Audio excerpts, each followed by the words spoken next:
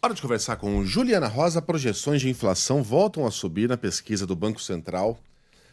Acho que é a 19ª correção de rumo aqui das projeções. O que é, desculpa, mas é inevitável, Ju. Quem corrige a própria opinião 19 vezes não é exatamente um craque do palpite. Por que os caras não projetam logo uma inflação lá em cima pra parar de corrigir pra cima toda semana? Vocês entenderam o que eu tô falando? Toda semana você fala, olha, semana passada eu projetei uma inflação de 4, mas eu acho que vai ser 4,05. Aí na outra semana eu falei, não, eu tava errado de novo. É 4,08. Toda semana. Será impossível, Juliana Rosa? Bom dia. Tem até uma piadinha que o pessoal fala que os economistas estão errando mais que os meteorologistas, Não, viu, não Megali? é. Ó, nossa, a Stephanie Toso vai ficar chateada com essa.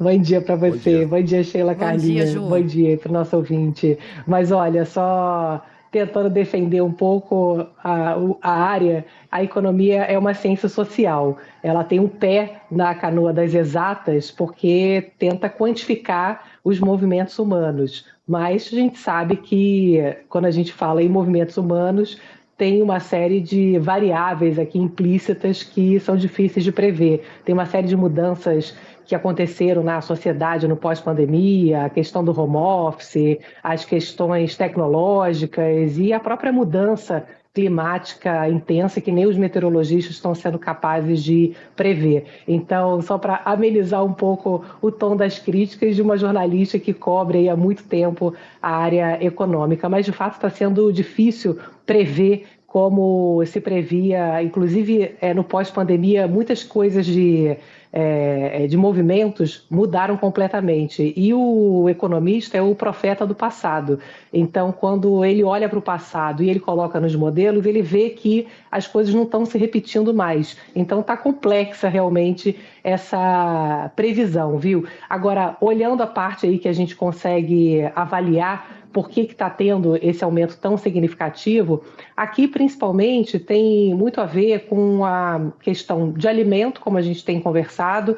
Os alimentos continuam muito caros, embora a gente tenha essa expectativa de que esse ano há uma perspectiva de inflação um pouco melhor de alimentos. Por quê? A gente já tem uma coisa que é real, que é uma safra agrícola recorde. Então, isso não é expectativa, já é realidade. Ano passado teve uma quebra importante de safra e esse ano a gente já tem a colheita de uma safra agrícola recorde. Teve um bom ambiente climático. Esse ano você não tem perspectivas de efeitos tão extremos como tiveram no ano passado. Então, a gente tem aí uma perspectiva positiva para a inflação de alimentos. Não é que vai ter deflação, mas um ano ali mais perto da normalidade, quando você olha historicamente o comportamento de preços de alimentos. A questão é que ainda não chegou esse efeito ali para o consumidor final, né? Ainda está muito caro. A gente está falando aí do ovo, que tem as questões sazonais, quaresma e outras questões, mas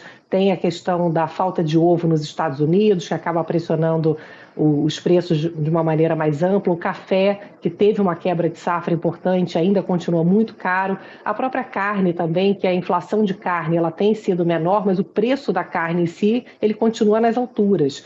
E tem outras quebras que aconteceram. A gente falou na sexta-feira do chocolate, né, que teve uma quebra no principal produtor de cacau, que foi a Costa do Marfim. Então, certamente, Páscoa vai ter chocolate mais caro. Então, tem esses elementos ainda de quebras de safra e a expectativa de que, ao recompor essa oferta de alimentos, a situação comece a melhorar em breve. A parte de coisas que estão mais ligadas ao aquecimento da economia, essas continuam muito fortes. Agora, por exemplo, essa semana vai sair a prévia da inflação de fevereiro.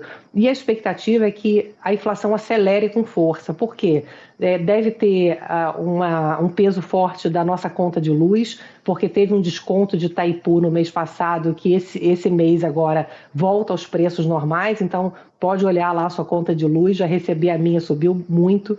A parte de educação também pesa agora em fevereiro, e os reajustes das escolas, dos cursos, eles foram altos, viu? Porque tem a ver com esse mercado de trabalho aquecido, as pessoas com renda. Então, a gente ainda tem efeito na inflação de uma conjuntura que é favorável. Se espera que, aos poucos, ao longo do ano, essa situação da economia que tende a se ir esfriando com o juro alto, inclusive previsto aqui a continuidade da alta de juros nessa pesquisa do Banco Central, a perspectiva é que a economia continue aquecida, o próprio setor agrícola, muito forte agora no começo de ano, acaba também ajudando a economia como um todo, o setor de serviços, a parte de transporte, acaba ajudando a segurar a economia aquecida. Agora, a tendência é que até metade do ano ela vá desacelerando e na segunda metade do ano, aí sim, a economia esteja numa situação ali de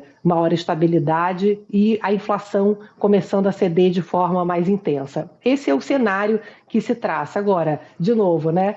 Tá difícil prever o futuro, mas tem um elemento humano aí nessas perspectivas que tem a ver com a política. A gente já está vendo toda a discussão da corrida de 2026 já impactando essas expectativas para esse ano. Então, qual é a variável que pode mudar? Certamente é o quanto que o governo pode, ao perceber a sua popularidade em queda, começar a ficar em pânico e querer estimular o crescimento econômico, não deixar a economia desacelerar como se espera na segunda metade do ano e tentar estimular, como por exemplo essa semana, uma medida que é muito meritória, que o Ministério da Fazenda prometeu anunciar, que é a redução do juro do crédito consignado, que é aquele que desconta direto na folha de pagamento para quem tem carteira assinada.